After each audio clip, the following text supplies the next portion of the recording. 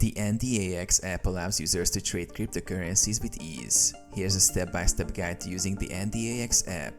Download and install. Get the app. Download the NDAX app from the App Store or Google Play Store.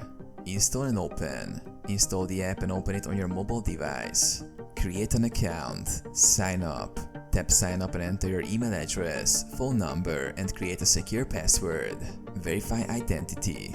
Complete identity verification by uploading required documents and verifying your phone number.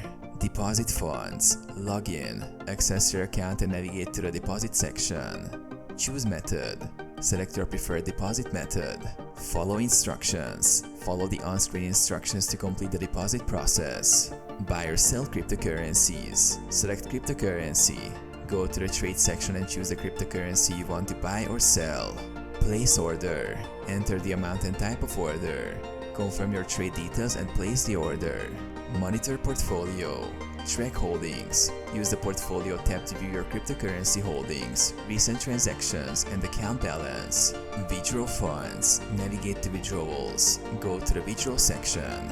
Choose method. Select your withdrawal method and follow the instructions to complete the withdrawal.